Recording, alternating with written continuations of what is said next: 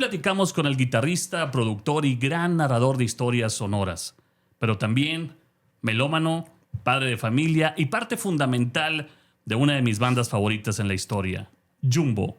Hoy con nosotros platicamos con el extraordinario Flip Tamés a profundidad.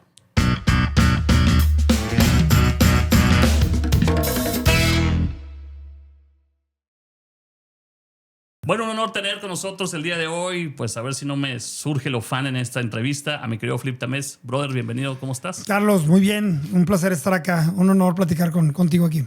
Oye, a mí me gusta comenzar las entrevistas, mi querido Flip, un poquito al revés en la primera pregunta, solamente. Y luego ya me voy un poquito más a la entraña, a platicar más sobre ti, sobre tu vida, sobre cómo llegaste a lo que eres el día de hoy.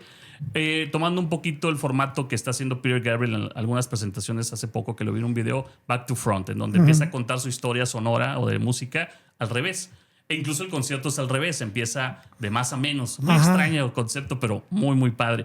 Por eso me gustaría hacerte la primera pregunta situados en el tiempo reciente, en el tiempo actual. ¿Cómo estás hoy y en qué estás trabajando precisamente en este instante? Bueno, el día de hoy los años me fueron llevando a ser un poco más productor que músico y me siento muy, muy contento con esta parte. Siento yo soy muy futbolero, entonces todo lo pongo en ejemplos de fútbol. Siento que estoy jugando los últimos partidos y ya consolidándome como DT. Así siento como esa parte. Subiendo un poco a dirigir. No porque quiera dejar de tocar, yo por mí romper el récord de los Rolling. O sea, por mí el escenario es el mejor lugar en el que puedo estar. Sin embargo, el rock and roll es un deporte que se va complicando cada año que pasa para las bandas longevas y la producción es un gran lugar para tener una siguiente etapa de vida que afortunadamente se ha ido dando. Nunca dije quiero ser productor, simplemente me fueron hablando, ayúdame aquí, ayúdame acá y una chamba llevó a la otra y en los últimos años he estado pues dedicándome el 90% de mi tiempo laboral a estar en el estudio produciendo. Ya estás más metido en el estudio estás dedicando más tiempo al estudio que a la música en general. Ahora ayudando a nuevos talentos o gente que quiere crecer o cambiar su estilo, me imagino. Así es. Todo el mundo, todos los actos necesitamos un productor porque nadie se puede ver a sí mismo de afuera. Entonces hay como diferentes tipos. La producción es un poco subjetiva a veces hay productores muy técnicos en el audio, hay productores muy técnicos a nivel arreglos musicales, hay otros que nada más tienen una cierta estética que vino de la melomanía y un punto de vista que es muy asertivo para ayudar a un artista a llegar a tener su obra en el mejor, pues sí, en el mejor estado y pues me ha ido bien en eso. Y bueno, hace poco los 25 años de Jumbo fueron la mejor excusa como para volver a apretar las tuercas y ponernos a tocar y a darle otro nuevo aire al proyecto. Bien dices, porque los productores, fuera de lo que traigo aquí de preguntarte, es una pregunta para invadir un poco ese tema. Pues mucha gente no sabe la historia de Rick Rubin, de Phil Spector, de Robert Mulang. De todos estos productores que entraron, de Quincy Jones, claro, que vinieron a entrar en un momento medular en la historia de los artistas y que transformaron por completo el tema. Fíjate que el tema de productores es muy importante porque se hacen grandes discos. Digo, Robert Mulang cambió la historia de Def Leppard. Totalmente. Phil Spector, pues la historia de George Martin, Rick Rubin, Quincy Jones, que acaba de fallecer. Todos estos, e incluso Alan Parsons, cuando estuvo metido con los Beatles en este proyecto. Esta parte de productor como que de pronto no se valora tanto mediáticamente, pero ¿qué era un artista sin un productor? Para ti, ¿quién es ahorita o quién ha sido uno de los productores que te inspiran a hacer el trabajo que estás haciendo? Es que, como te digo, hay un chorro de tipos de producción y bueno, voy a hablar mucho de antes y después porque no solo somos de una generación anterior. Sí, estamos convergiendo. Sino que también es un cambio de generación muy brusco y algo que nos pasaba a nosotros escuchando música, incluso antes de tocar, que comprabas un cassette o un vinil, incluso antes del CD, que el ritual de escuchar música era juntarte con amigos a ver como una película. O sea, yo me acuerdo poner un vinil, no porque tenía un audio técnica y era melómano, no, porque en las casas había este estéreo modular Fisher. En la sala. En la sala de tu casa. Pedías permiso porque a veces no te dejaban entrar siempre a la sala con amigos. Te tirabas ahí en unas almohadas y te ponías a escuchar un disco. Ajá. Y mientras escuchabas el disco era muy natural leer los créditos y las letras. Entonces... Hasta olerlo, ¿no? Ajá, sí. Y en ese ritual sí sabías quiénes eran los productores.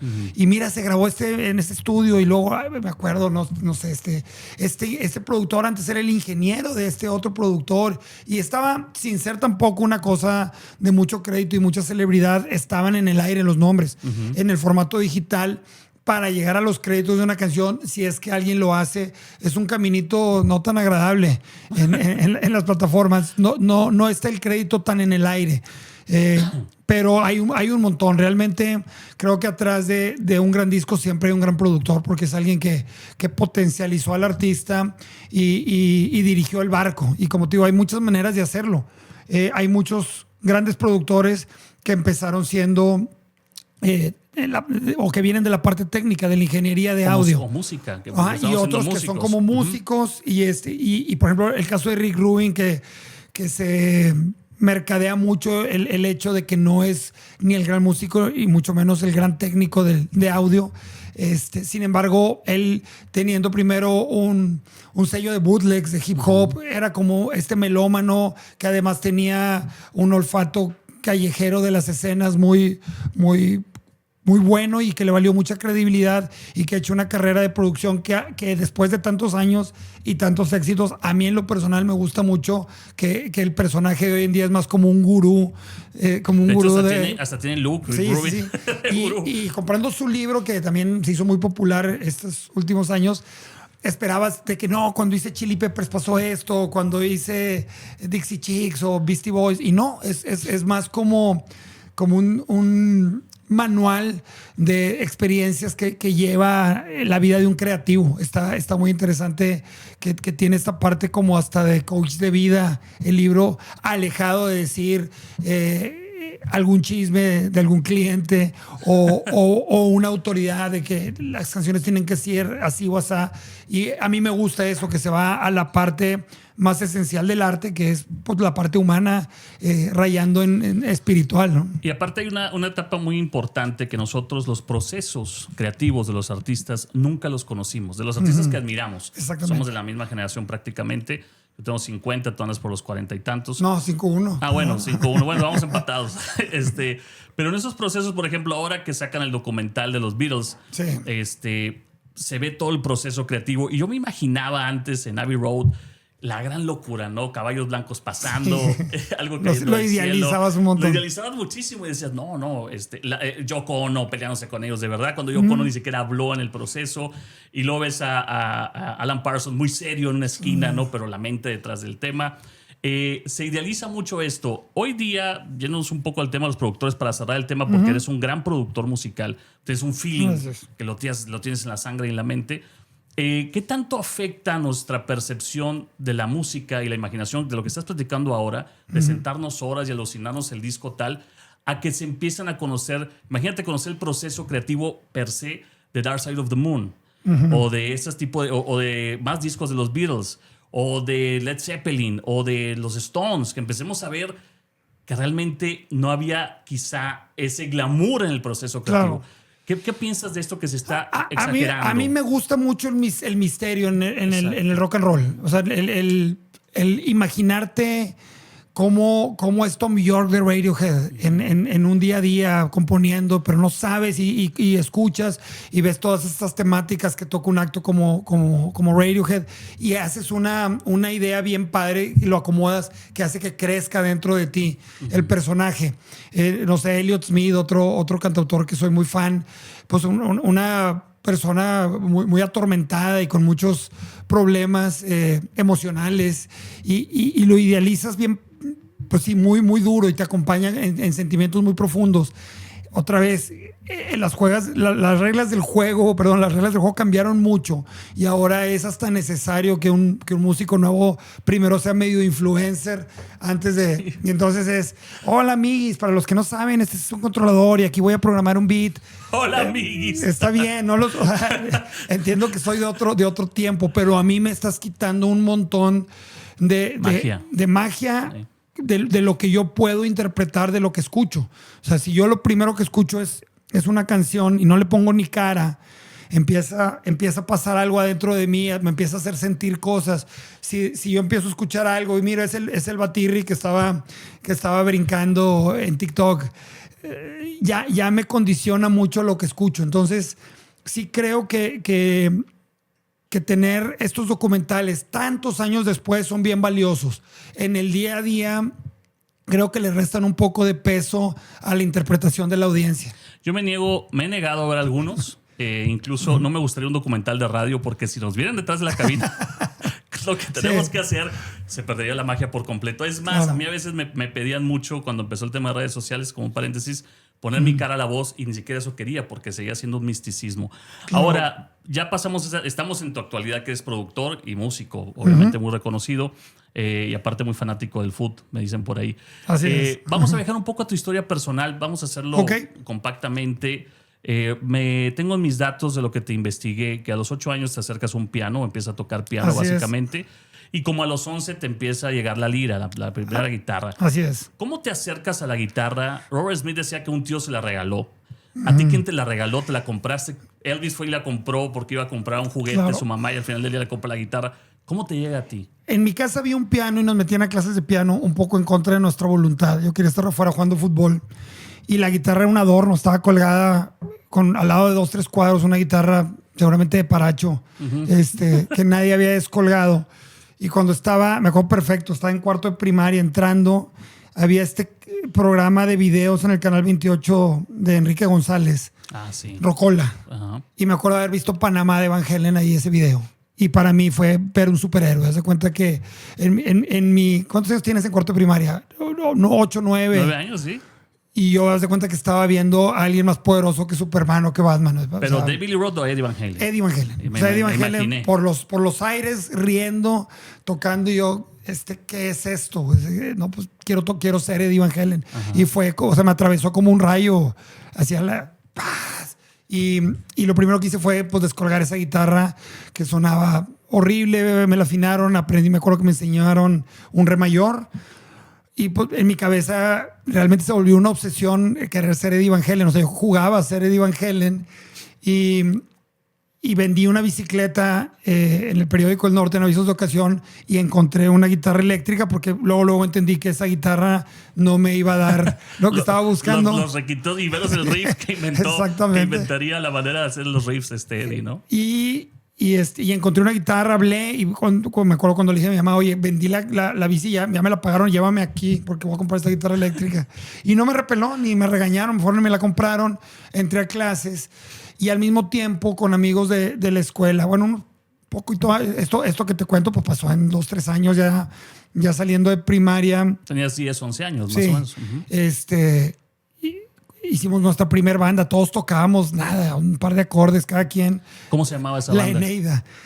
Había 2 de zurdo que en ese grupo. Ándale. ¿Quiénes estaban ahí? Estaba Sainz y David, David Sainz, el baterista. El baterista, Jorge Sainz. Y otro par de amigos que no se dedicaron a esto. De hecho, uno de ellos, el Mochis, era el que más sabía. Era el que nos enseñaba. ¿Era una bandita de garage? Era una bandita de garage. Ensayábamos en casa de Sainz. Y lo que te decía de ese estéreo donde ponía el disco se convirtió en mi primer ampli. Yo la guitarra la conectaba a la entrada de audífonos del estéreo de la casa y salía algo de sonido terrible, pero con eso ensayábamos y cargábamos en una camioneta de las mamás todo el estéreo con las 2 bocinas estas de como de look de maderita. Y para ensayar las primeras veces. Y ya de ahí empiezan a hacer la historia. Yo siempre hago una pregunta y a eso me voy, por eso me quiero ligar rápidamente, interrumpiéndote un poco. Hay 2 etapas en el trayecto de cada persona, ¿no?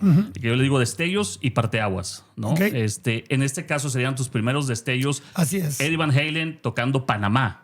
Tocando Panamá. Y luego me dicen por ahí que Panamá fue la primera canción que pudiste medio sacar completa. Pues... Luego la toqué muchas veces, no sé en qué momento ni cuándo mejoré, pero sí tengo muy claro que entre más aprendías, más tiempo le dedicabas. Entonces tu curva de aprendizaje se hacía mayor. Porque si te sabes un acorde, pues ¿cuánto lo puedes practicar, güey? 10, 15 minutos y ya te mueves. Pero si te sabes algunas escalas y empiezas ya como a sacar canciones, pues empiezas a pasar mucho más tiempo con el instrumento. Y me acuerdo en aquellos años... estaban estas revistas de guitarra especializadas, Guitar World, Guitar Player, y cuando tal compa fue a McAllen y se trajo la Guitar Player, era juntarte, sino sacarle copias a los ejercicios o a las tablaturas y juntarte a sacarlas, ¿no? Obviamente tuve un montón de maestros en el camino, estuve en la escuela de música también que tenía la UR en aquellos años, bien padre. Pero sí hubo un parteaguas que lo hablas, porque de ahí empezaron a haber diferentes bandas. Y había una banda que tocando covers ya metía mucha gente a las tocadillas, que se llamaba Fuscas y Nopales. Sí, como no lo recuerdo perfecto. Y cuando me invitan ahí, yo todavía tocaba en Eneida con estos amigos con los que empecé y con los que realmente aprendí a tocar. Y me acuerdo el primer show que tuve con ellos. ¿Dónde fue? Fue en una feria que hacían en la plaza del Casco de San Pedro. Ya. Por la iglesia. Ajá, entre la iglesia y el Palacio Municipal.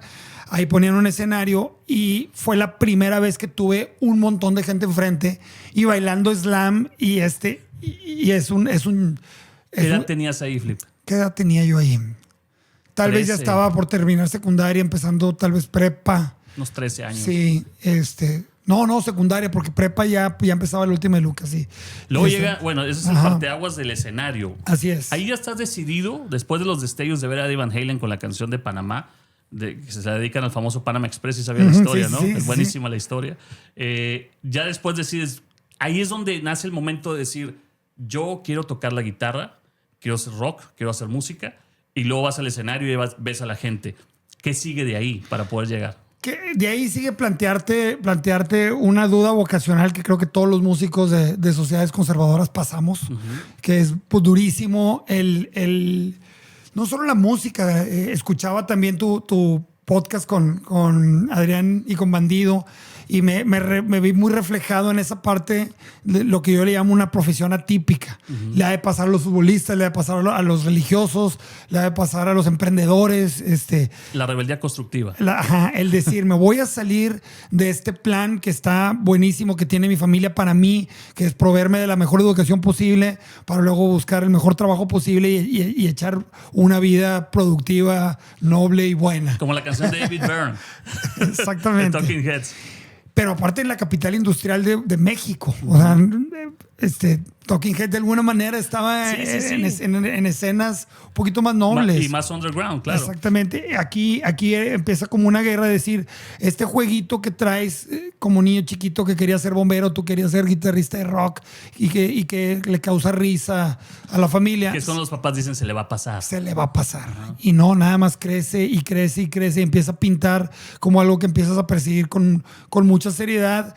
Y empiezo a tocar con muchas bandas, empiezo a estudiar más formal el instrumento, pero siempre con este estira y afloja, con la escuela, con el otro plan de vida. Y son años que yo recuerdo con mucho cariño el hambre que tienes, no sé, de los 13 a los 18 años, te quieres comer el instrumento mundo, y quieres aprender todos los géneros. Échame más tarea de todo, aprender con todos, pero a la par estás lidiando constantemente con romper con algo demasiado sólido como era la estructura del Monterrey ochentero. Paradigmas que todavía siguen existiendo en alguien que se quiere lanzar a una tarea tan diferente. Y lo dices bien, en mi podcast hablo un poco de eso. Ahora, en tu plano personal, precisamente en ese momento en donde estabas definiéndote, ¿seré guitarrista o no?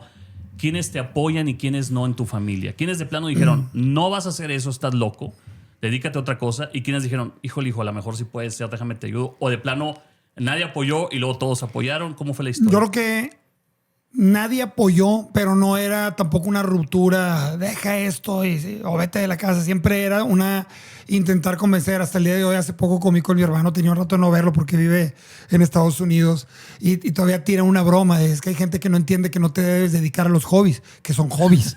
Y yo, güey, ya tenemos 50 años y sigue. 35 dedicándome al hobby, güey. Exactamente. O sea, pero sigue el paradigma, pues, para siempre. También van a pensar que el radio es un hobby, güey. Sí, entonces, pues sí, dedicarte al hobby es complicado. Y pues la única manera de hacerlo era hacer las dos cosas. O sea, yo me gradué del TEC de Comercio Internacional y hasta que no puse el título universitario en manos de mi madre fue cuando yo sentí una relajación de, bueno, ahora sí haz lo que quieras.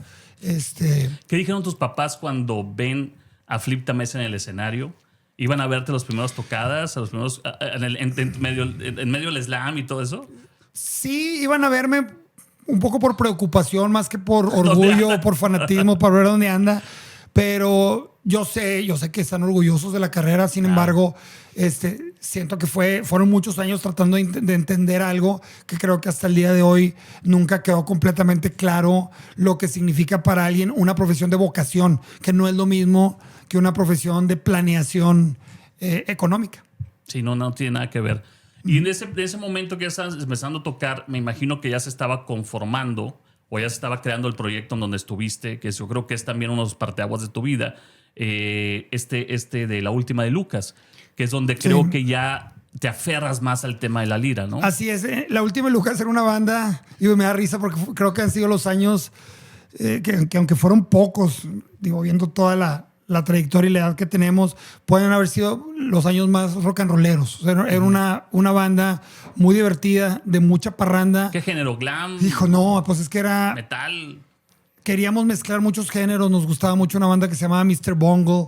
Y yo ahí estaba muy clavado con guitarristas shredders experimentales como Vernon Reid, Living Colour, Buckethead. Y entonces mezclábamos cosas muy pesadas con rap.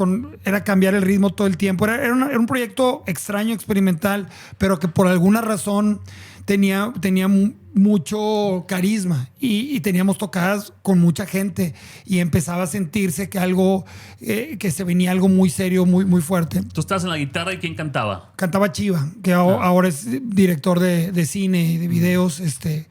Yo creo el frontman con más carisma que me ha tocado estar en un escenario. Toy también estaba ahí, Toy ¿no? era el tecladista, y Gabriel Guerra, un gran músico, era el bajista, y Juan Carlos Llaverino en la batería.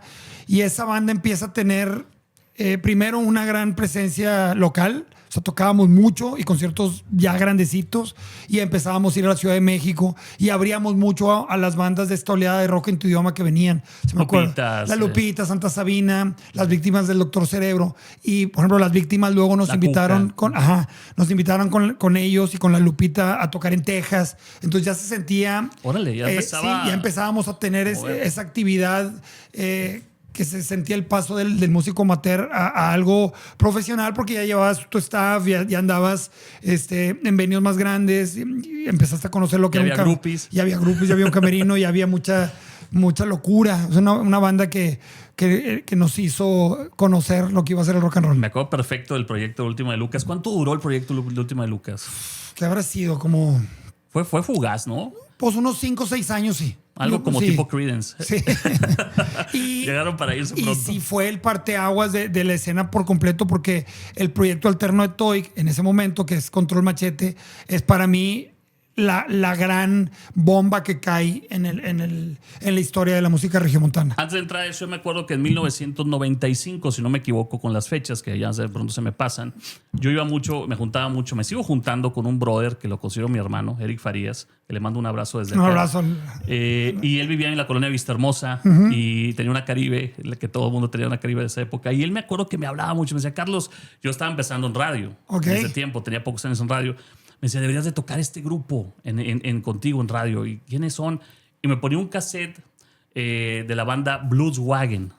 Porque él era muy amigo, y yo también soy muy amigo de Carlos Castro, el bajista de tu banda Jumbo, ¿no? Carlos vivía a la vuelta de su casa. Entonces íbamos a casa de Carlos y regresábamos. Carlos, que tenía una manera muy chistosa de reírse, quizá como hacia adentro, tipazo. Y me ponía ahí la música de Blues Wagon y a mí me volaba la cabeza, pero a él especialmente, usando tu frase, Sí. le volaba la cabeza, Sofía le volaba la Sí. cabeza.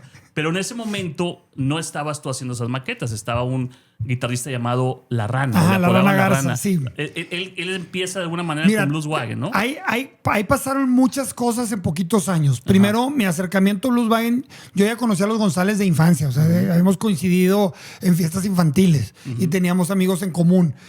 Pero aunque tú volteas para atrás y se ve el árbol genealógico del rock regio como algo muy grande, realmente todo pasaba en 2, 3 lugarcitos y todo el mundo sabíamos quiénes eran todos. Se prestaban instrumentos, se ayudaban. Sí, y platicabas sin conocer a alguien, podías llegar, y tú eres el de esta banda, sí, tú eres el de esta, como que todo era una familia pequeña. Entonces... Y muy underground. Y muy underground. Muy Sí, eran underground. 3 lugarcitos. Ahorita tú hablas del barrio antiguo y pues ven como este lugar gigante lleno de gente. No, eran 3 lugares. Y no había compañías discográficas No. detrás de ustedes. Yo iba en mi Caribe, que era chocolate, era una Rabbit. Y, y me estacionaba enfrente de la iguana, pero era la iguana. O sea, no es el monstruo que se convirtió. Y bueno, el caso es que a mí también siempre me gustó esta parte de rock clásico, de blues. Tenía como esta inquietud que no tenía nada que hacer en la última de Lucas, que era pesado, Shredder. Entonces para mí era muy normal estar como en este mundo alternativón y cruzarme al tango donde tocaban Blues Wagon. El tango de Dorrigo. No, el tango... Está enfrente del Esquizo, no, una cuadra arriba. Sí, me acuerdo perfecto de ese antro, de los primeros también del barrio antiguo. Y ahí tocaba mucho Blues Wagon. Y el blues tiene esta magia que al ser música estándar, es muy fácil que ves otro músico y le pases el instrumento y sube y toca. Parece que te sabes la rola, pero se va inventando. Te sabes el estándar. Claro. Exactamente. Entonces, me invitaban a subirme 1 o 2 canciones. Ya estaba yo en el TEC ahí y platicaba mucho con Castillo. O sea, te topabas, el de la otra banda. Y entonces, me acuerdo platicar mucho con Castillo, con Mopri, el bajista de Carnienses, en el TEC, como que luego te identificabas con los músicos y platicábamos mucho. Toy sale de la última de Lucas porque los firma Discos Manicomio de Polygram. Control Machete se hace enorme en cuestión de segundos. La última de Lucas pues se queda en el aire. Se hace un proyecto que dura tal vez meses, no sé si un poquito más del año, que se llamó Turbo Mutantes, donde yo invito a Eddie González a suplir a Toy en los teclados. Okay. Y Eddie y Castillo me dicen, sí, pero vente porque La Rana, que también ya éramos muy amigos por tantos palomazos y tantos pues, amigos en común de la escena, La Rana se va a Berkeley a estudiar producción musical. Órale. Entonces nos quedamos como con un hueco. Y los primeros ensayos, todavía estaba La Rana. Me acuerdo haber ido al estudio donde luego por años ensayábamos. ¿Dónde fue ese estudio? Ese estudio que era pues de los González, de Vianney y de Enrique. Ajá, acá por Lincoln. Sí. Audiomaster. Audiomaster. Ajá, y ahí ensayábamos mucho. Y me acuerdo haber llegado como para irme integrando y La Rana estaba grabando estas maquetas que tú estabas escuchando. Y entonces la onda era ver como que qué pasaba con Eddie en Turbo Mutantes, yo entrando a Blues Wagon, y ya había, por lo que te platico, una tarea hecha a nivel mandar demos discográficas, contactos. Ellos ya le habían abierto a Fobia. Nosotros con la última pues ya nos conocían las bandas un poco más locochonas, y como que se cuadran las cosas. Y la Chiquis Amaro de Discos Culebra le dice a Castillo, quiero ir a verlos. Que era el sello Culebra, como paréntesis, que empieza a firmar esas bandas, ¿no? Exactamente, que era el sello de rock de la disquera BMG, de BMG. Y nos piden hacer un showcase todavía sin tener nombre. Y ahí es donde, bueno, hay que hacer un nombre. Vamos a ponerle Jumbo. Antes de llegar a esa parte, rápidamente, te quiero hacer un paréntesis. A lo mejor concuerda con lo que pienso yo sobre Jumbo. Vienes de Blues Wagon, con la esencia, me está explicando la historia, pero ¿no te acuerdas tú que Depeche Mode, bueno, antes se llamaba Composition of Sound, así empiezan a sonar? Y una vez en un viaje a París, ya estaba Dave Gahan con ellos. Te hago este preámbulo porque va a tu tema. Dave Gahan se sienta en una boutique y ve una revista en donde aparece en la portada Moda Rápida o Depeche Mode, ¿no? El nombre. Dice, no, nuestro nombre está mal, vamos a cambiarnos a este. Pero no pierden la esencia de Depeche Mode, de The Composition of Sound. Exactamente. ¿Cómo es el blast o el momento en donde dicen, vamos a llamarnos Jumbo? ¿Y qué tanta esencia tiene Jumbo al inicio de Blues Wagon? Está bien interesante porque en Jumbo todos tenemos un lado muy melómano. O sea, escuchamos mucha música y así como Blues Wagon traía mucho blues, soul, ya en Jumbo había algunas composiciones que traían esa onda y lo planteábamos como que para dónde le damos, y había como esta inquietud de hacer rock alternativo. teníamos muchas canciones y nos fuimos inclinando más. Mi incursión, que venía tal vez del mundo un poco más pesado, se antojaba que nos fuéramos más por la onda alternativa. Y el nombre, por serias que son las canciones y por serio que es el primer disco, no refleja lo que es el ambiente dentro de Jumbo. Era mucha madreada, ¿no? O sea, mucho estar provocando, atacarnos de la risa. Sé que es una pregunta muy cliché, pero ¿el nombre de dónde surge? Y a eso voy. Empieza la lluvia de ideas de nombres y todos, no venía ningún nombre serio. Nos burlábamos un poco de los nombres que forzaban tener cierto misticismo, ¿no? Sí, ¿no? La conciencia subnormal. O nombres muy largos. Nos daba la impresión que primero buscabas algo fonético y luego te inventabas alguna historia. Entonces, tirábamos mucha madreada con eso. Yo me acuerdo que yo propuse llamarnos Furikake, nomás por risa. ¿Furikake? Sí, por estar comiendo un día sushi. Y está horrible, ya nos atacamos. Pero ya te digo, Furikake. ¿Cómo empezó Furikake? Exactamente. Que te llevara a eso. Y había una foto, habían comprado por madreada estos periódicos sensacionalistas, tipo que viene la mujer con tres piernas, bigotón, y llegaron los aliens. Enquirer, ¿no? Una cosa de eso, algo ¿no? así, que están en la caja en los super gringos. Sí. Y venía este personaje, un niño, muy, muy obeso, muy gordo. Y decía Jumbo Jin Lee. Y luego lo compraron, mejor que Castillo lo compró y lo tenía. Y era un niño que estaban alimentando para hacer sumo, entrenando para hacer sumo. Y venía su dieta de que se come 2 pollos con 17 hot cakes. Y todo obviamente era mentira. Ese tipo de revistas era exagerar. El niño ni existía, pues. No, sí. Así existía el Jumbo. Y no se llamaba Jumbo Jin Lee. O sea, Jumbo era el adjetivo de la nota. Ah, ok. El adjetivo calificativo por el peso. O sea, Jin Lee está gigante. Haz cuenta, ¿no? Y nosotros pensábamos que se llamaba Jumbo Jin Lee. Y para ese showcase del tango que nos venían a ver, Eddie trabajaba, es fotógrafo y trabajaba en un estudio de un periódico donde imprimió al niño gigante y era nuestro visual, pero era físico, era una foto gigante pegada. ¿Y venía el nombre ahí? No, ¿o no. Solamente era la connotación. Estaba como enojadillo y le puso una pistola en la mano y estaba como muy simpático. Hoy tal vez estaríamos canceladísimos por body shaming. Por bullying y todo el tema. Y de ahí se quedó el nombre, Jumbo.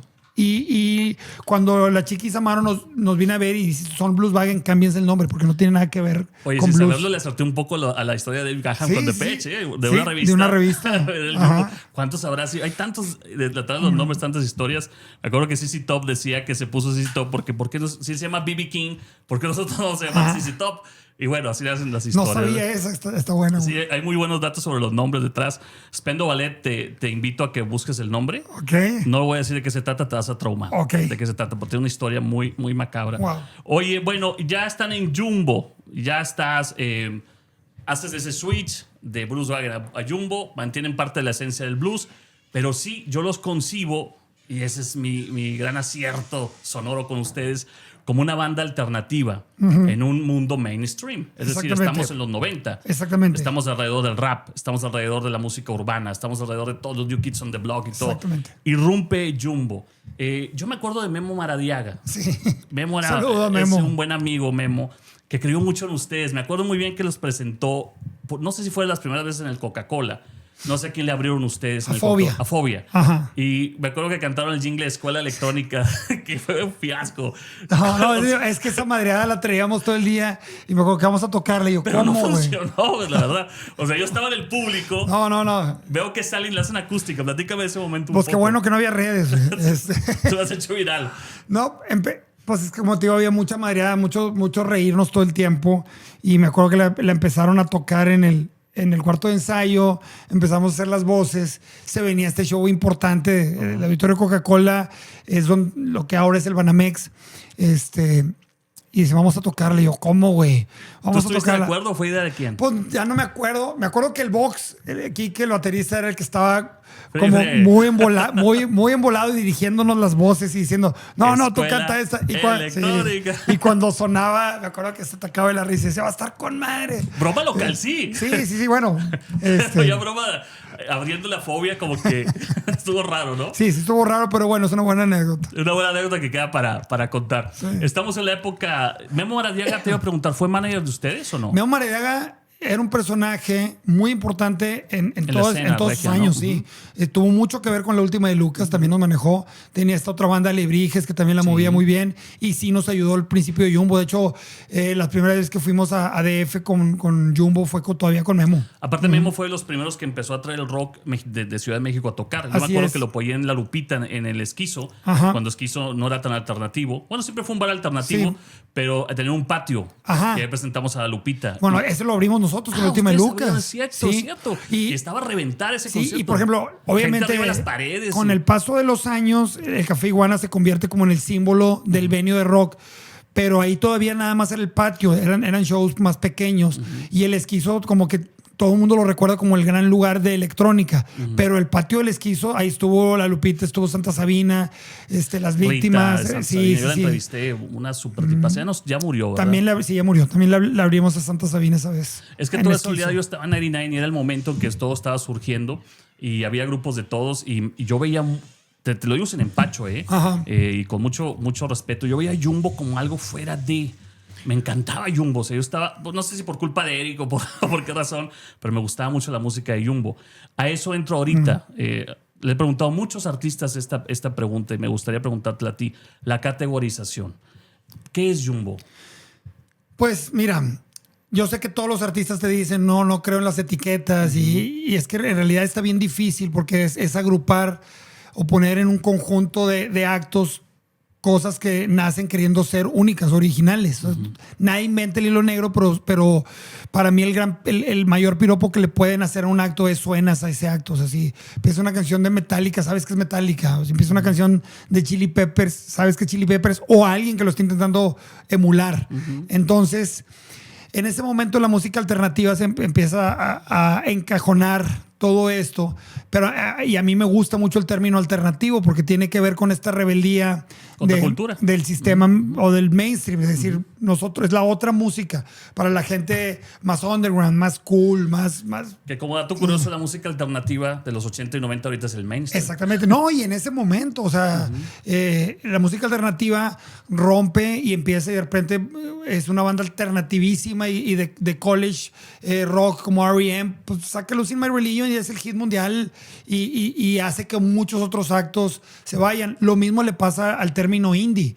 Si tú dices, es que tocan indie, a ver, espérame, indie tiene que ver con independiente, que cuando en la época era normal que las disqueras firmaran grupos, al que no firmaban por raro, tenías que perderle tu lana. Entonces, soy independiente era un sinónimo de ser un poquito más extravagante, un poquito más experimental, un poquito más propositivo. Y dueño de tu idea. Y que el disquero no se atrevía a apostarle. Entonces dices, ok, un grupo, no sé, Flaming Lips en su época independiente, era un grupo que todas las bandas admiraban por una propuesta tan un poquito más allá que todo lo demás.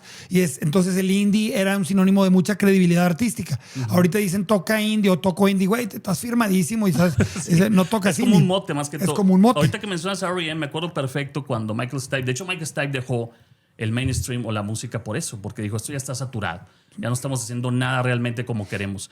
Y me acuerdo en Out of Time que había una anécdota de él en donde la discográfica le había exigido hacer algo muy comercial y él hace Out of Time y hace Losing My Religion, que suena comercial, pero la narrativa no tiene nada que ver con lo comercial. No puede ser las letras más oscuras de la carrera. Es distante totalmente, ¿no? Y con eso les da un zarpazo a la compañía discográfica. Y yo recuerdo que era un movimiento independiente de universidades. Así es. Era el epicentro de ellos. El epicentro de ustedes es muy diferente. No fue en college, no fue en universidades. No. De ustedes fue en antros, pero había pocos antros. Eran 2, 3 lugares. Estaba Café Iguana. Yo hace poco entrevisté a Rodrigo y me dijo, Rodrigo, aquí no nada más vinieron a tocar, aquí trabajaban algunos. Sí. Y aquí se empezaban a encontrar. ¿Crees tú que esos epicentros fueron los que de alguna manera formaron la esencia de lo que yo conozco como la segunda oleada del rock regio? Así es.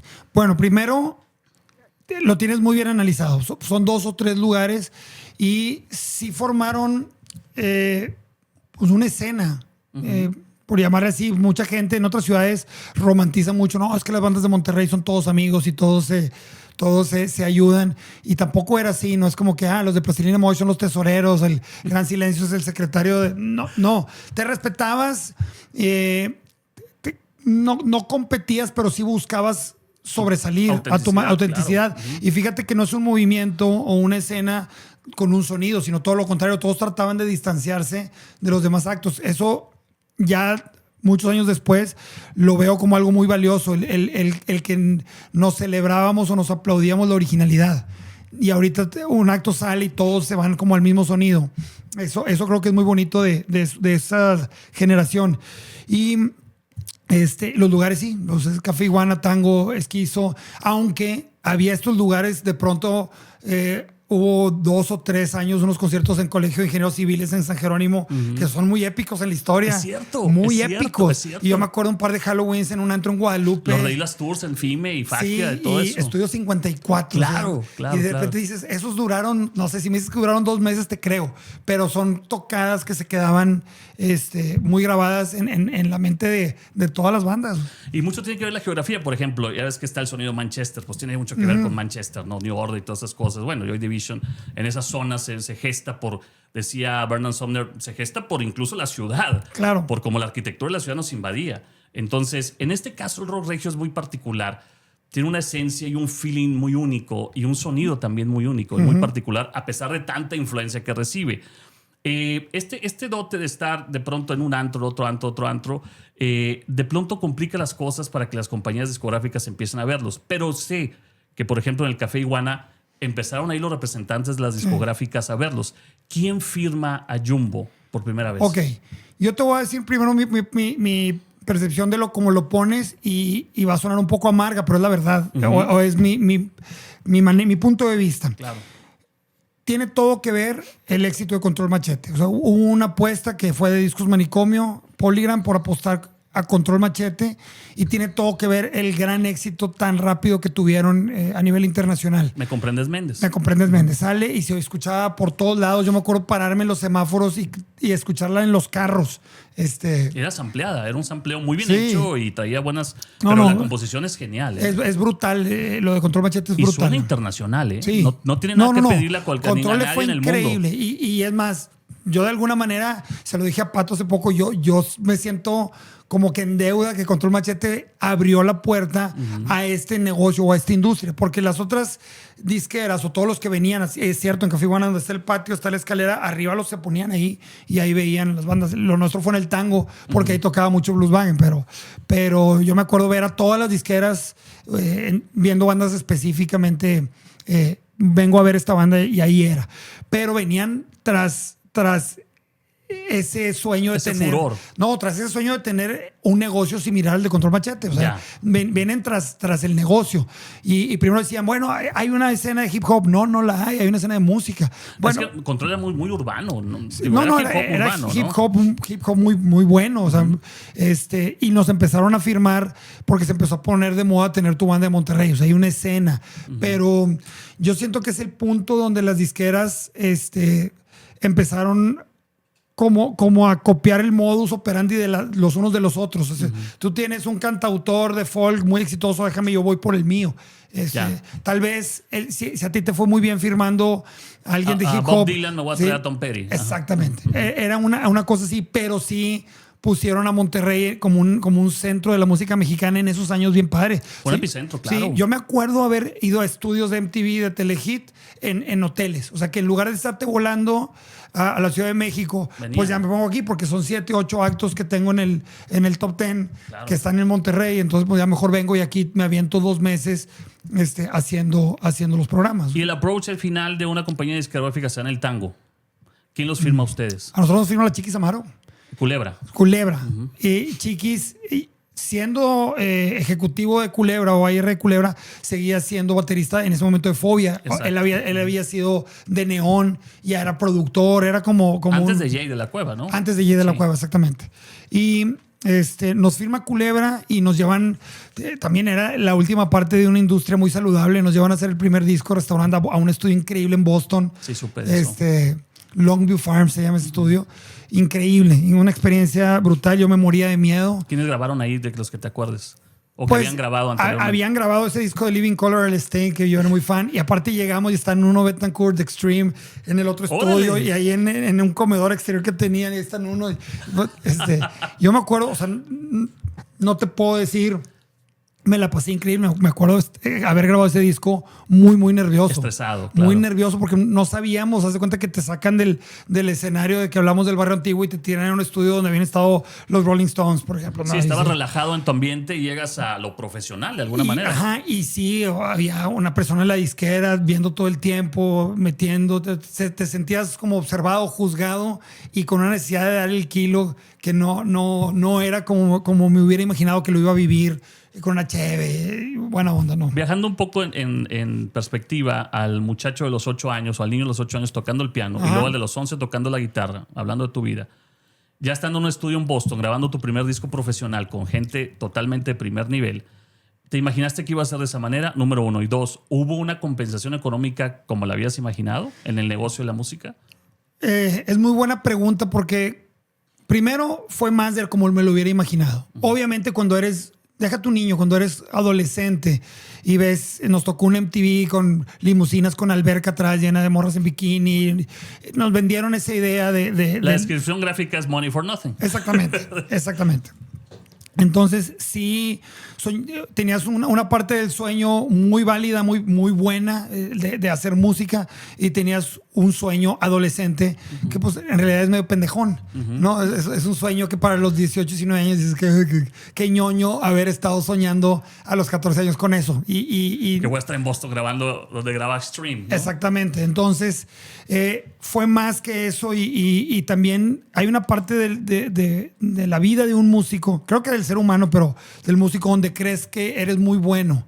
Donde dices, oye, ya tengo tantos años, ya me aplaudieron en este antro, ya me tiraron la onda las morras que antes no me volteaban a ver porque me colgué una guitarra, ya me pararon en la calle una vez para decirme que tocó increíble. Y luego te das cuenta que no vas, pero ni empezando al potencial que a veces no visualizabas que tenían tus ídolos. O sea, realmente hay muchas otras cosas que aprender y que mejorar todo el tiempo. La analogía perfecta sería pequeño gran rockstar, ¿no? Pues sí, exactamente. Y entonces, esa parte, y además que le fue muy bien, además nunca pudimos superar el éxito del primer disco. Entonces empezaron a pasar muchas cosas y sí, fue un momento increíble, muy, pues sí te llena, estás lleno todo el tiempo. Y sí, no digo que algo serio, o sea, el primer disco fue las primeras giras, un chorro de amigos, un chorro de fiestas, un chorro de experiencias, ciudades, países, fue un momento muy increíble.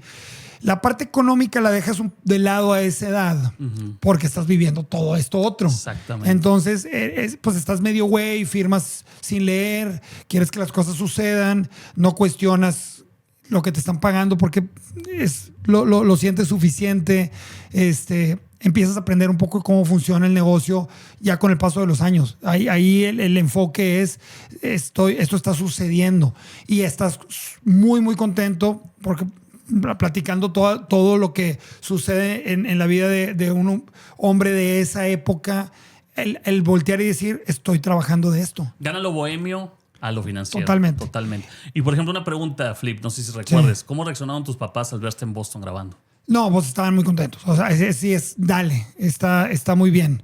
¿Dices que tu mamá alguna vez te bajó del avión cuando ibas a hacer un concierto? En la última de Lucas. Es que sí hubo... Tenían una gran preocupación por esa parte de estudiar una carrera profesional.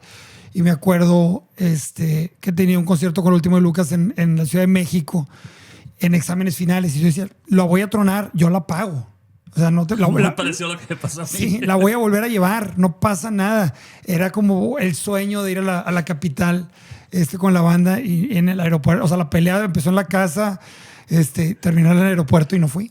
¿No fuiste? No fui. Pensé que terminaban que sí fuiste. No, ganaba. Siempre ganaba. Gánale, es muy difícil, es muy complicado. Hoy yo tengo un muy querido amigo sin agraviar, que también respeto mucho, muchísimo, igual que a ti por su trayectoria, Arnaldo Zúñiga. Es un cantante nicaragüense. Sí. Y él fue, de hecho, de los que tenían que ver con el Grammy Latino y tal. Ajá. Me acuerdo que una vez me invitó a comer cerca de su casa en Ciudad de México y una tarde, fumando un puro, me dice, Carlos, hablando de música, porque sabe. Sí, claro. Es padrísimo hablar con gente así. Me dice, yo lo que pienso, Carlos, me dice, es que el MP3 vino a dar al traste con la música. Desde esa grabación que dicen que la madre del MP3 fue Susan Vega, por una canción que sí lograron comprimir para que se escuchara bien. Stone's Dinner, ¿no? No sabía. Esa canción es la que alcanzan a comprimir bien y es la que le dicen los creadores del MP3 la mamá del MP3. Okay. Con todo este tema de la tecnología, la era digital, digo, no quiero sonar a que estoy viviendo en el pasado porque tenemos un presente que tenemos que desarrollar y somos parte de. Claro. Esto es parte de ese presente. Pero Andy Summers me decía hace poco, yo voy a las pequeñas casas de discos a buscar discos todavía. Me gusta el olor, me gusta abrirlo, me gusta verlo. ¿Qué tanto está ese conflicto en ti hoy día como músico y como productor de entre la inteligencia artificial que nos puede hacer la música a yo hago música con el alma? Mira, internamente tengo ese mismo conflicto que describes, es decir, me vuelvo el señor rockero que va por la vida diciendo que los años anteriores eran mejores, o trato de adaptarme para seguir vigente y trabajando con una escena actual. Entonces trato de jugar el juego con las reglas de hoy lo más que puedo. Sin embargo, claro que creo y estoy convencido que el formato físico era mucho mejor que el digital por muchas razones. La primera es la calidad, como bien mencionas. Imagínate, a nosotros nos tocaron las televisiones gigantes, panzonas, pesadísimas. Si yo le hubiera dicho al mercado, estoy hablándole a un mercado, les voy a traer una televisión liviana, se va a colgar en la pared, tiene una cosa que se llama control remoto, tú te sientas allá, no te tienes que parar. O sea, somos la última generación que nos peleábamos a ver a quién le tocaba cambiarle. Párate, no, con tus hermanos, ¿no?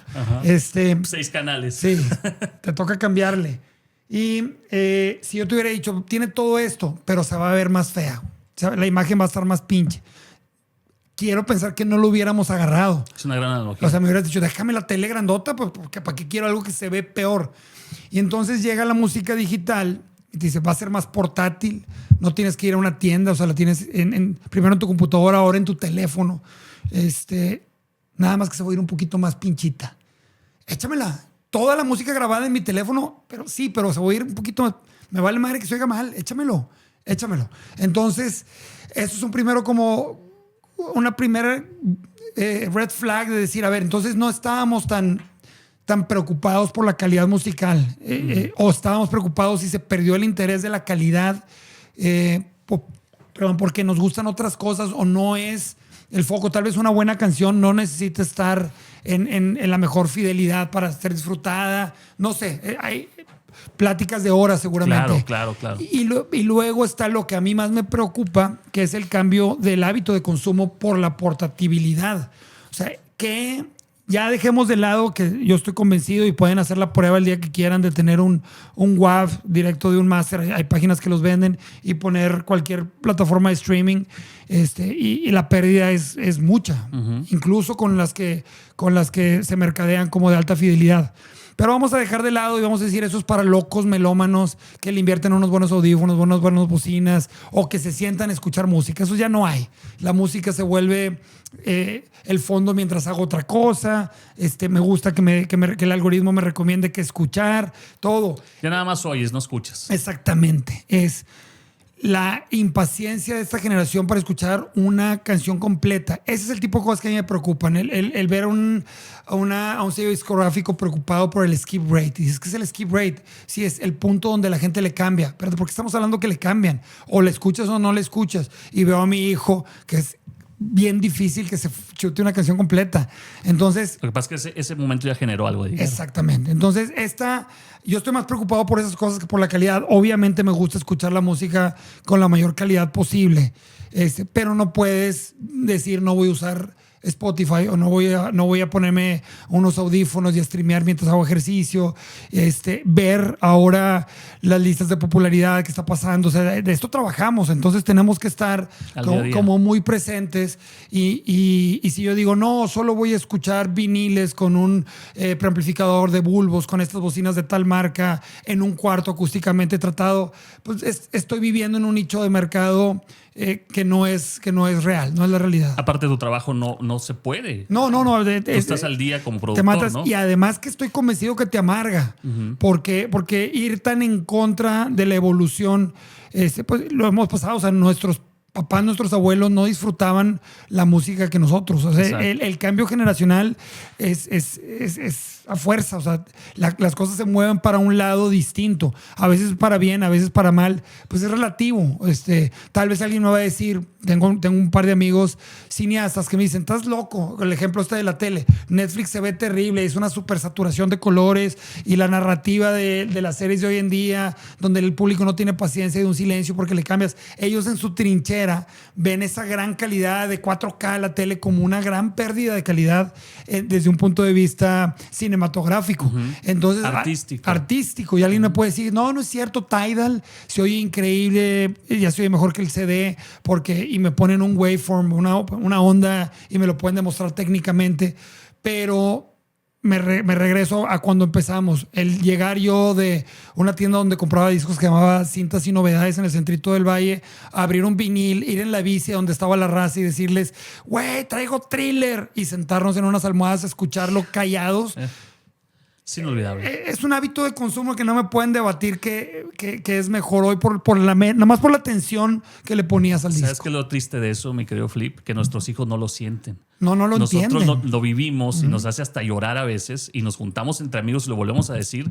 Y mira, ahorita que lo contaste se me puso la piel, porque lo triste es que estas generaciones lamentablemente no tienen esa primera vez como nosotros. Exactamente. Y es algo lamentable. Digo, la tecnología y todo es una cosa impresionante y lo están haciendo muy bien a su manera. Claro. Pero esos destellos tan impresionantes de un disco que te cambió la vida por completo, así es. No los tenemos. Oye, cambiando un poco el tema, pero yendo sobre la misma ruta, yo concibo 3 oleadas regias de rock, según mi percepción como locutor o como productor de muchos años en radio. A lo mejor me equivoco. Tú eres parte de la escena, obviamente. Yo lo he visto desde esta parte. Primero, la oleada en donde surge Cantizani, Raxé, Niña Violeta, todas estas cosas, grupos muy buenos, claro, de mucha propuesta, muy underground, muy poco firmados, muy poco valorados, pienso yo. Así es. Que se perdieron por ahí, ¿no? Luego viene lo que ustedes le dicen avanzada, que nosotros le pusimos en radio Movimiento en Español, que era la concepción de Culebra y todo lo de México, con todo lo que nació en Monterrey.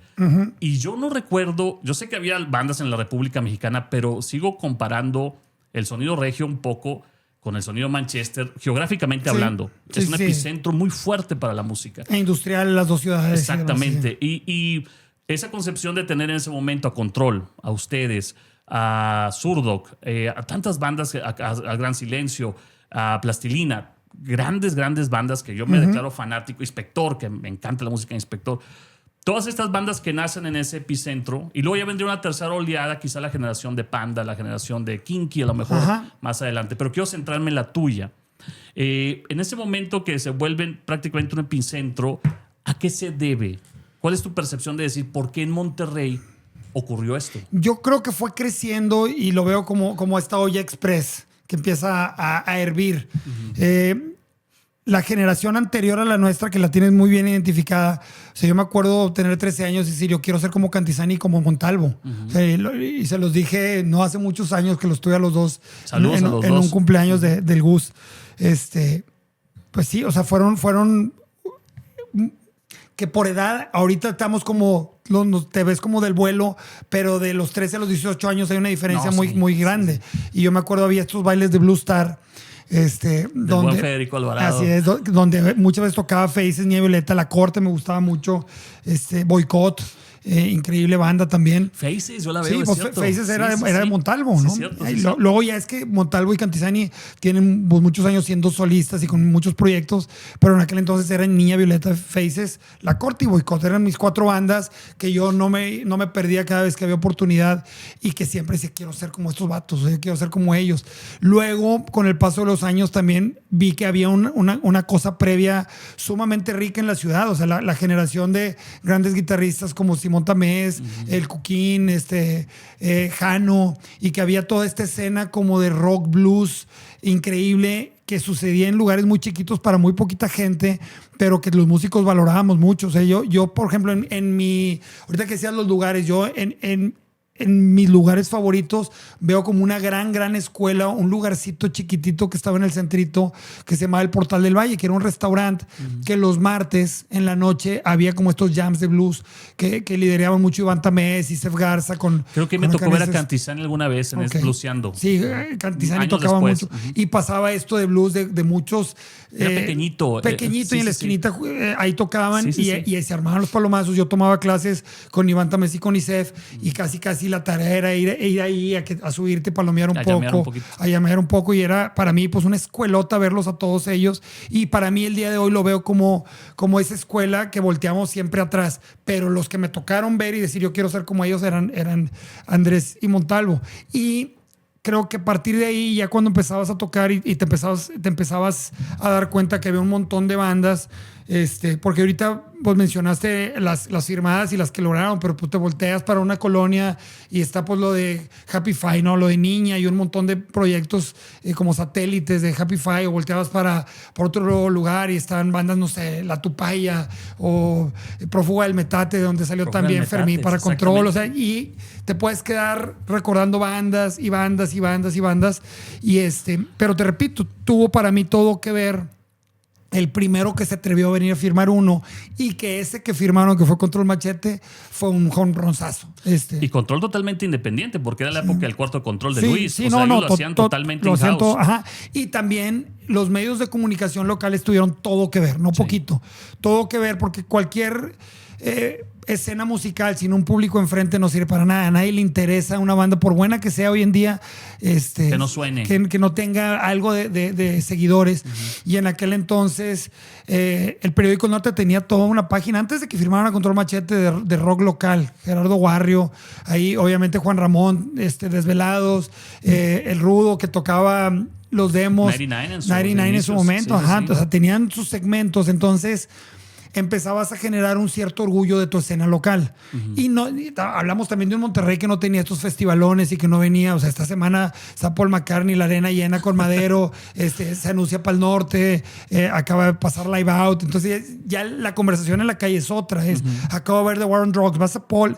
No, espérate, ya estábamos hablando de que toca el Gran en un festival en la Alameda, pero también está Zurdo que en el patio de la Iguana. ¿A cuál vamos? Exacto. Entonces, esa era la conversación en la calle, y los medios le daban esta validación hacia el mercado. Entonces decías, güey, sí, bien 99, que lo de Zurdo va a estar bueno.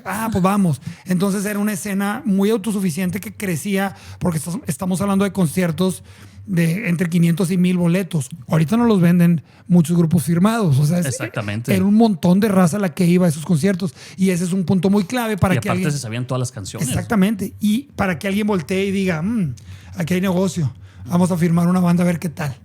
Es un tema. Oye, y precisamente ahorita hay una frase muy utilizada en redes. Dicen, todo mundo puede ser un medio de comunicación con el celular. Estoy de acuerdo. Ajá. Si quieres comunicar algo, ya no te detiene a decirlo, ¿no? Una cosa es comunicarlo, otra es lo que comunicas. Claro. Es distinto. Y también, un poco aplicado a tu vida, dicen que todo el mundo hace música hoy día. Ajá. Que todo el mundo puede hacer música con la tecnología que existe. ¿Eso es realmente música para ti? Pues es que cada quien debería de consumir lo que les gusta. Y sí, hay muchas herramientas para poder ser artista de una manera express o rápida. O nosotros como productores puedes hacer muchas cosas muy, muy mágicas con alguien que tal vez no tiene las tablas todavía o está verde.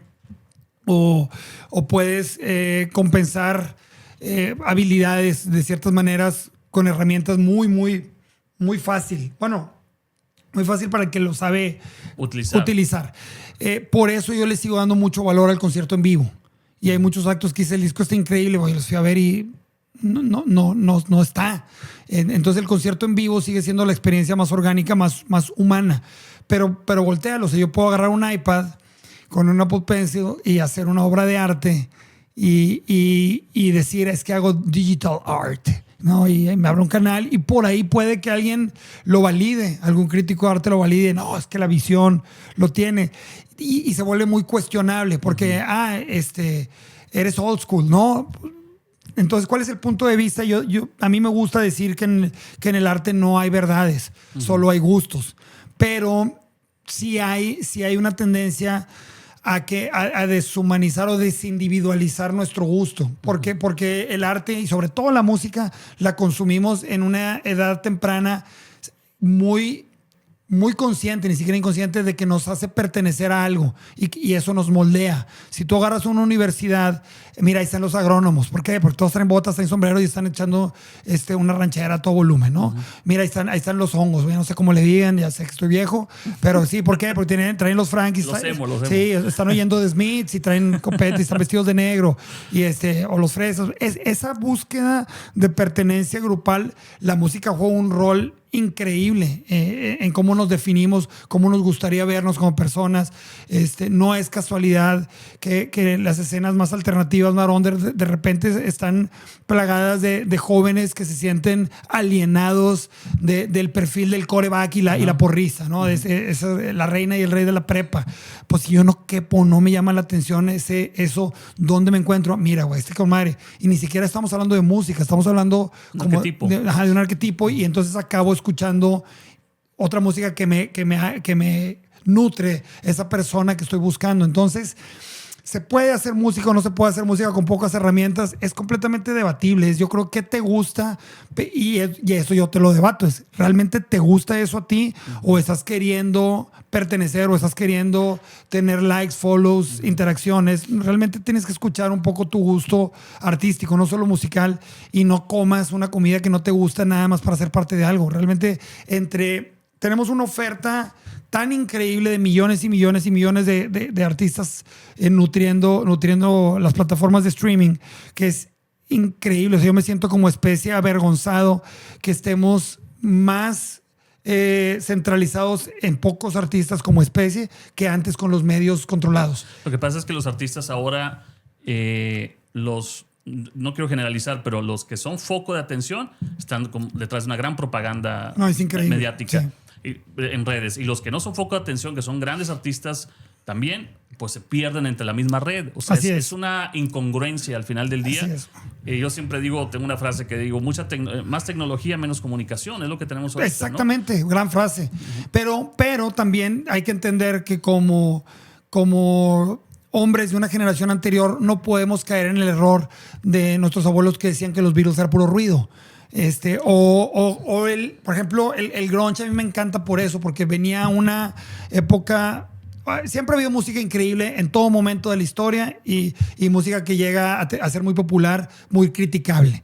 Pero vienes del glam rock, letras muy superficiales, sexo, drogas, rock and roll, girls, Motley Crue, sí, glamour, dinero, mujeres, copetones, hairspray, y llega Kurt Cobain y con 4 power chords hace ese movimiento, lo borra. Sí. Creo que es el último movimiento que borra por completo. Yo digo que los que jugaban Risk, que tira la bomba atómica cuando alguien se enojaba y le hacía el tablero, ¿no? Y fíjate que lo borra y luego se borra el grunge. Así es. Es impresionante. Pero ahí yo me acuerdo en la escena de guitarristas técnicos, porque el glam sí tenía como muy impregnado el guitarrista, muy técnico, muy rápido, sweep picking, tapping, buscando ser muy interesante. Cualquier canción, tú agarras una balada de Cinderella y tiene un gran solo de guitarra, o agarras una de White Lion, Vito Barata, guitarristas impresionantes. Entonces era muy fácil criticar y decías, Kurt Cobain está tocando algo muy simple, nomás con mucha distorsión, y lo querían como invalidar. Y pasan muchos años, no sé, ya 30, 40 años del movimiento de grunge, y si tú ves el arte como un vehículo para comunicar emociones, o sea, quitemos todo lo técnico y el sonido y la fidelidad, creo que Kurt Cobain logró cambiar la cultura de la humanidad increíblemente. Entonces dices que es más válido sin quererlo hacer, ¿eh? Sin quererlo hacer. Pero entonces tiene mucho, mucho más peso artístico. Algo que tiene mucho menos herramientas que algo que lo quiere invalidar porque no tienen herramientas. Entonces, ¿quién soy yo para decir esta generación no cantan muy bien o no tocan muy bien, le está ayudando a la computadora, o lo fui a ver en vivo y no es capaz de defender su disco? Si realmente pueden pasar los años y decir, logró mover el corazón de toda una generación, como en su momento a mí me lo movió el grunge, y la generación anterior me decían, no. Hace poco a mí no me insultaron, pero en un podcast llegué a decir en Classic, que el grunge, o sea, que el, ¿cómo se llama? El reggaetón podría ser el nuevo grunge. Y espérame lo que te digo. Sí. No me hagas sacar. No, estoy de acuerdo. Me refiero a lo que causaron. Así es. Tan rápidamente y tan fuertemente, dos corrientes totalmente dirigidas hacia otro mercado. Pero ahorita que decías, yo difiero un poco, te voy a decir, porque yo voy mucho a la esencia de la música. Hace poco mi productor, Fofo, me pasó un documental, empezamos un documental sobre el blues. Vamos a hacer cada semana un documental sobre las raíces de las canciones, de los géneros. Empezamos con el blues. Qué padre. Muy interesante porque el blues nace del alma de los esclavos que llegaron de África. Analfabetísimos, claro. Y que su dolor lo podían sacar a través de la música. Y hay historiadores como un maestro, un señor Peabody, que va a documentar el tema, los escucha cantar y dice, estos hombres del alma sacan sonidos guturales que incluso no conocemos porque viene de su alma, de su corazón. Así es. Luego viene otra parte que también a mí me inquieta mucho con lo actual, el concepto. Porque antes para crear un disco eran meses o años o días de decir, le voy a dar este estilo, esta es mi propuesta, esto es lo que le quiero decir a la gente. Yo sí difiero un poco porque hoy se está creando mucha música, no digo que no mueva corazones, pero muy artificial y momentánea. Yo no sé si los clásicos o los éxitos de hoy van a causar lo que Escalera al Cielo sigue causando. Definitivamente no. Yo lo que voy es que Kurt Cobain, por ejemplo, sus influencias fueron Neil Diamond. ¿Sí me explico? O sea, sus influencias fueron David Bowie. Entonces, dices, hay una conexión de alma con alma. Eso es lo que te trato de poner. No. Lo En eso estoy. nos está quitando como que el alma a la Estoy música, totalmente de acuerdo, pero el artista también. Tiene diversidad, claro. No, el artista quiere. O sea, todos los músicos quieren ser músicos 24 horas al día.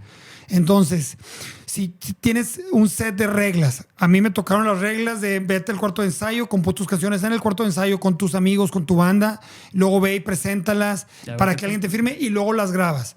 El set de reglas para un chavo el día de hoy son completamente diferentes. Es más, la mayoría de los actos nuevos no se presentan en vivo hasta que ya editan música y luego se ponen a sacar sus canciones que no saben qué hicieron. Eso, para empezar, es un paradigma completamente distinto.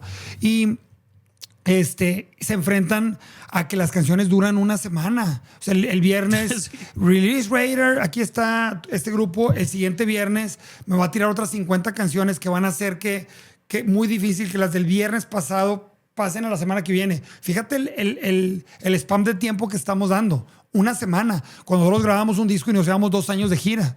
Y hay bandas que grabaron discos en 10 años. Exactamente. Entonces, no es el huevo y la gallina. ¿Es culpa de la audiencia o es culpa del artista? El artista está persiguiendo conectar, cosa que nosotros no hacíamos. O sea, había una regla implícita muy clara, que tú haces la música que tú quieres y luego te preocupas por llevarla a la mayor cantidad de oídos posibles.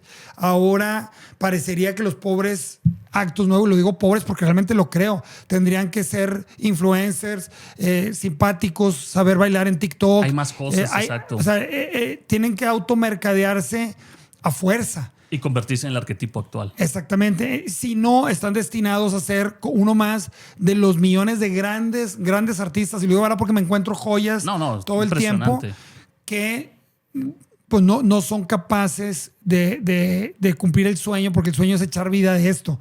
El decirlo. Y no por ese cliché de Motley Crue, limusinas. Nada más para hacerlo todo el día y no llegar de un trabajo que no me gusta a dedicarle una media hora en la noche. Yo me refería, y con eso cerró el tema, a la esencia. La tecnología yo no estoy peleado con. La tecnología creo que ayuda a lo que se quiere crear. Sino que lo que en esencia se está creando, a lo mejor muy padre, no se está conociendo tanto. Definitivamente. Y lo superficial, banal y efímero, muy comercial, claro, y tiene su éxito y muy comprobado, es lo que está permeando. Pero es que si te fijas, ahí sí es culpa del mercado totalmente. Totalmente, porque dicta, ¿no? Sí, porque ahorita que hablábamos de Losing My Religion, una letra como Losing My Religion o una letra como Rhapsody Bohemia, llegando a las listas de popularidad o Stairway to Heaven también había letras muy livianas de AC/DC. Sí, las hay, pero hay de todo. Ahorita parecería que la letra tiene que ser exageradamente liviana y también la música, también melódicamente. Hace poco me invitaron a una actividad que tuve el honor de tocar con Cholo de Claxons, que es un guitarrista monstruoso, como un medley de muchos riffs clásicos. Y Órale. yo nunca había... ¿A quiénes interpretaron? Pues haz de cuenta que empezabas con AC/DC y luego el de cuando se prende Bohemian Rhapsody, algo Lenny Kravitz, Seven Nation Army, todo pegado. Estaba muy divertido. Y yo nunca había sacado en la guitarra Rhapsody Bohemia. Y al estar sacando las escalitas del final donde digo, no puede ser posible que esto haya estado en números 1 de popularidad por el peso armónico. Bueno, la canción en general es increíble. Entonces dices tú, qué padre tener un mercado con ese nivel de aceptación porque lo pones como algo pesado. Es como decir que te paras en una taquería y te estoy haciendo una receta bien compleja, mezclando algo que tal vez... Ya lleva muchas capas. Sí, pero todas son buenas. Sí, y ahorita agarras la lista de popularidad y otra vez sonó rockero amargo, pero la neta es que se los puedo comprobar con un cifrado. Es muy fácil ver que sí, el mercado se ha hecho muy light para escuchar. Y yo creo que por eso los jóvenes, y es mi teoría sobre el vínculo que tenemos con los 80 generacional hoy día, están cansándose un poquito de eso y buscando la batería que sonaba fuerte, la guitarra distorsionada que se grabó hasta mal, como Radiohead, que lo grabó mal a propósito, o como un sonido que se escucha en la canción de Beat It de Michael Jackson de un estudio de grabación abriéndose y dice Michael, déjenlo ahí para que cause alguna cosa, y es realmente una puerta que se abrió mal y parecería un instrumento. Y Eddie Van Halen le hace gratis el riff. O sea, hay muchas historias encantadoras detrás de esto. No dudo que en lo actual lo haya. Pero yo me quedo con el romanticismo de la esencia de una canción. O sea, totalmente. Es que aparte volvíamos los temas son todos interconectados, la mística atrás de esto, estas anécdotas, imaginarte a Eddie tocando con Michael Jackson, a Stevie Ray Vaughan entrando al estudio todo friqueado porque lo invitó David Bowie, un mundo completamente distinto al del blues tejano. Under Pressure, que se encuentra en un estudio en Suiza y de pronto dice vamos a jugar y surge la canción. Exactamente. Le dice Freddie, canta tú, y van inventando la canción. Exile, vámonos 2 meses por temas de impuestos, vamos a salir de Inglaterra, vamos a Francia. Rumors que se crean separados. Los Fleetwood Mac peleados y separados. Y el disco es impresionante, ¿no? Podríamos irnos horas son con historias, nuestras propias historias. Ahí sí se vuelve, préndete la compu y a ver, baja esto y métele y todo el mundo le sabe y todo el mundo pide a la carta. Pierde ser orgánico, y lo orgánico es ser un poco más humano y menos robot. Y yo lo sigo haciendo hoy día, fíjate, nosotros trabajamos mucho en el contenido, porque es la esencia mía, ¿no? Claro. Si hago un video, un dato, incluso para TikTok, tiene que estar corroborado, revisado, o lo pasé en una entrevista, ¿no? Y luego de mi video sigue otro, con todo respeto, ¿verdad? De alguien que está a lo mejor cuidando un perrito y lo levanta y tiene 150,000 views, y el video que está detrás de un concepto elaborado, pues tiene algunas views. Pero tiempo. Es que yo lo digo también, o sea, sí, tenemos en el teléfono grandes herramientas de marketing, pero para el arte yo no lo veo como el mejor lugar porque requiere un poquito más de atención. Entonces, imagínate que hay un chavo que es el gran nuevo artista en potencia, grandes canciones, gran intérprete, lo grabó y lo planteó muy bien, y estás justo como dices, scrolleando en TikTok. Y hay una chava guapísima brincando, y luego hay un comediante, una maquillándose, un perrito abrazando un changuito, alguien hablando, echando a la política, y luego hay un chavo diciendo, escucha mi nuevo sencillo. Sí. O sea, porque requiere, escucha mi nuevo sencillo, ¿quién eres? No te conozco. A ver, no estás brincando, no estás bailando, no estás tierno como el perrito. Tu competencia de atención, siento que el artista promocionándose ahí no da el fix de dopamina que da todo lo demás. Entonces, a alguien se lo da una teoría de conspiración, a alguien se lo da, oye, güey, un fantasma que salió en TikTok, güey. Y se pierden los nichos donde hay líderes de opinión. Tú eres un líder de opinión, tú sabes y tienes años en el radio y han pasado por ti y has investigado miles y miles y miles de cosas. Pero para que tú te conviertas en una celebridad, el hecho de que tú seas un líder de opinión, y hablo de celebridad adentro del aparatito, ya no es una credencial que antes era un requisito. Cero. Ahora es soy una chava en bikini hablando de fútbol. Güey, ¿sabes más que Hugo Sánchez? ¿Por qué? Porque es una chava en bikini hablando de fútbol. Quiero que me digas por qué Chivas le va a ganar el Atlas al rato. tú. No 4 viejos peleándose que quién tiene la razón. Pero esos 4 viejos, güey, son leyendas. Son leyendas y están consagrados. Forjaron el llegar. Sí, pero pues aquí.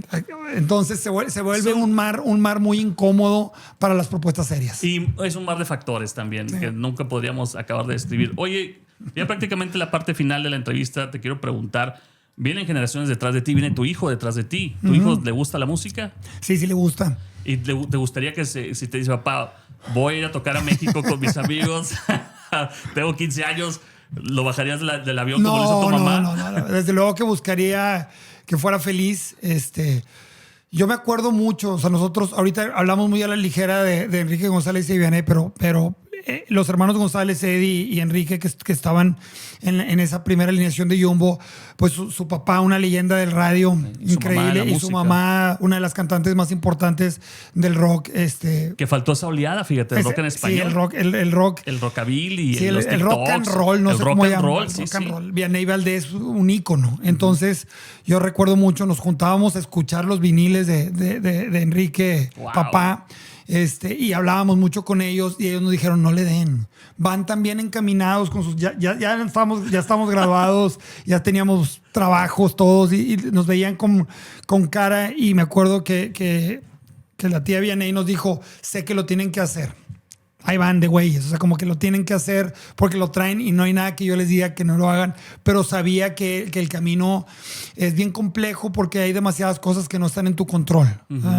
Yo, por ejemplo, si veo cualquier ámbito laboral formal, pues si eres bueno, si te preparas, si eres disciplinado, si haces tu chamba, pues vas a ir subiendo. Si eres deportista y tienes el talento, tienes la disciplina, vas a ir subiendo. En el entretenimiento dependes un poco lo que te digo ahorita de muchos factores, de la scrolleada, de estás de moda. O sea, por ejemplo, a mí me cuesta mucho, a mis 51 años, entender por qué juega en contra que una banda formada por pelados de 50 años, cuando en el arte nada más estamos más preparados, podemos hacer mejores canciones, podemos plantear una propuesta mucho más rica por todo lo que hemos vivido, por todo lo que hemos aprendido, por todo lo que sabemos. Pero el rock and roll es un deporte de jóvenes. Claro. ¿Por qué?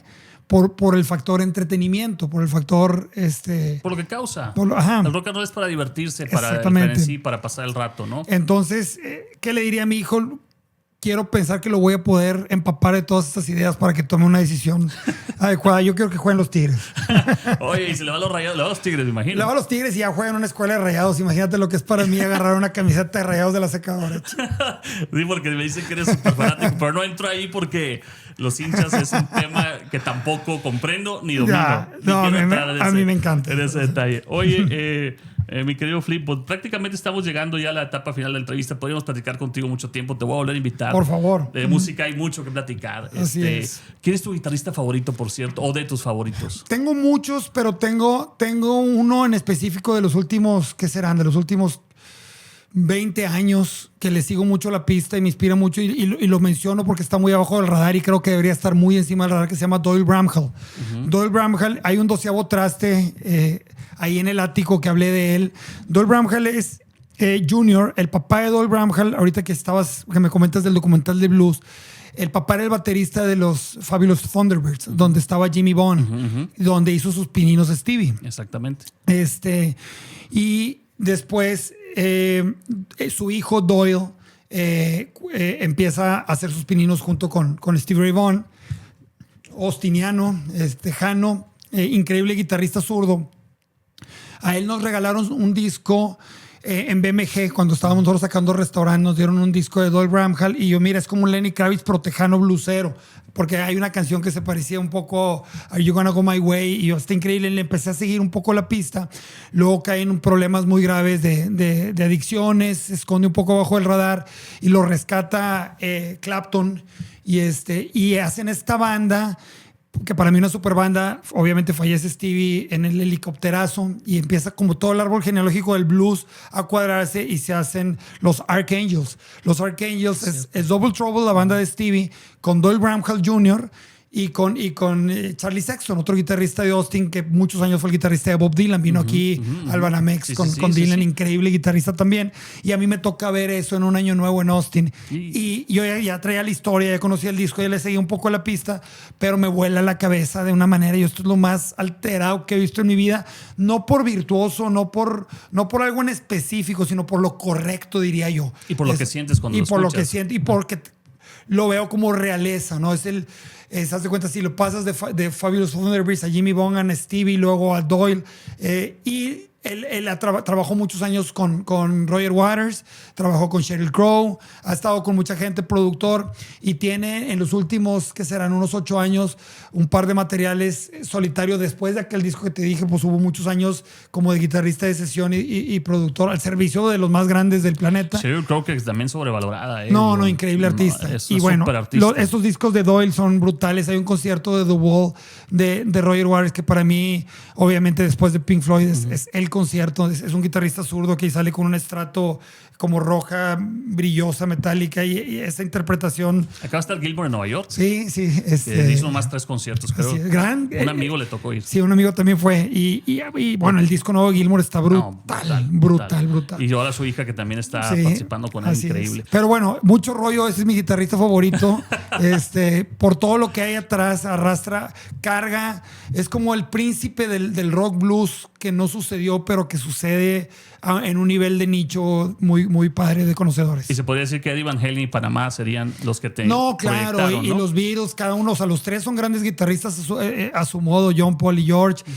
Ahorita que hablabas de Radiohead, Johnny Greenwood creo que fue el último guitarrista que cambió las reglas de la guitarra por completo. De los guitarristas un poco más contemporáneos, me gusta mucho también lo que hace Eric Johnson, por ejemplo. Eric Johnson es brutal, técnicamente puede ser lo más alterado que hay. Me gusta Jack White, me gusta mucho Gary Clark Jr., pero si ves la constante, me gustan los guitarristas que cambian el juego. O sea, por ejemplo, ahorita que es Eric Johnson, hay grandes guitarristas de blues por todos lados, y Jack White con mucho menos herramientas hizo cosas bien increíbles. Está haciendo cosas bien increíbles. Podríamos hablar horas, de verdad. Oye, te voy a hacer este es un poquito cliché de entrevistador. Ajá. Son 3 o 4 palabras y tú me contestas así rápido bien lo que te venga a la mente. Por ejemplo, música. ¿Qué significa para ti la música? Pues arte, espíritu. Arte, espíritu. ¿La guitarra? El instrumento más bonito que se ha creado en este planeta. ¿El soccer? Pasión. ¿Los Tigres? Casa. Y por último, la familia. Todo, o sea, lo principal. Hago una pregunta siempre al final de las entrevistas, que ya tengo varios años haciéndola y te la quiero hacer a ti también. Ahorita estás haciendo lo que te gusta, te encanta. Creo que ha valido la pena porque se nota que lo disfrutas. Veo que hay claroscuros, ¿no? Sí. Como en todo. No sé qué gana, si gana la pasión y el arte, o lo económico lo merma, o están equilibrados.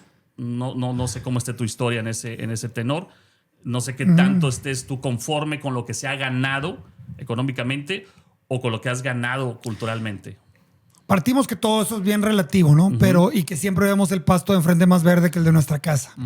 Pero yo sí creo que si tú quitas, ¿qué serán? Unos 5 a 7 actos de mero arriba de éxito de Latinoamérica, no solo de México, el resto de los músicos batallamos. Batallamos porque es ir y venir, es un trabajo constante, pero otra vez no me podría quejar. Tengo la bendición de seguirme dedicando a lo que más me gusta. Y alguien puede decir, ¿cómo que batallas, güey? Tú vives en una casa así o asá, o manejas tal carro. Por eso se vuelve bien relativo. Hay mucha gente que puede pensar que soy multimillonario. Hay mucha gente, incluso dentro de mi familia, que puede pensar, este vato le valió madre, se dedicó a la música y pues ve cómo está. Sí, es percepción. Es claro. Percepción, pero yo sí me puedo ir a una pirámide de mi país, de mi sociedad, y saber que estoy muy cerca de la punta económicamente. Entonces quejarse es bastante superficial. Aparte exitosamente también, porque eres reconocido en tu medio. Siento que Jumbo tiene una gran bendición, que somos una banda muy respetada y muy querida por los colegas, por los músicos, las nuevas generaciones que tal vez ya no sienten ese furor de las épocas de las que hablamos.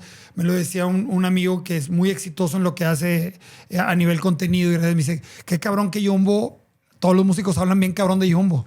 Y yo, pues, qué padre, ojalá fueran millones de fans, pero qué chido que me toque que tener ese respeto. No, y lo digo de broma, o sea, realmente me siento muy orgulloso de esa parte y no me puedo quejar. La verdad es que sería muy nefasto llegar a esta edad y quejarme de las decisiones que tomé. Tenemos también que ser dueños de las decisiones que tomamos y creo que pues somos muy afortunados y estamos muy bendecidos de poder voltear para atrás y decir, güey, acabo de dar un concierto de 25 años de la banda completamente lleno en el Pepsi Center hace unas semanas, llena de amigos, llena de colegas, con grandes artistas, mucho más exitosos que nosotros subiéndose al escenario y decían, güey, me pongo bien nervioso a tocar con Jumbo, o sea, como ese respeto y esa. Padrísimo. Y otro gran amigo que produzco que me dice, güey, se baja y dice, realeza del rock, y ya, güey, no mames. Me dice, güey, son realeza del rock, y yo, güey, cállate, güey. Hace poco vi un comercial del Estado de Nuevo León y me dio mucho gusto verte como ícono ahí tocando la guitarra, con muchos artistas muy importantes. Así es. La mayoría en su género, cada quien en su género, porque Monterrey, insisto, digo, con todos los bemoles, ha dado mucho talento en muchas áreas de la música. Sí, y lo sigue dando. Y lo sigue dando. Sí. Es impresionante. Y por último, mi querido Flip, todos vamos a morir. Sí. Algún día nos vamos a ir a este plano. Y yo te pregunto, ¿a ti cómo te gustaría ser recordado?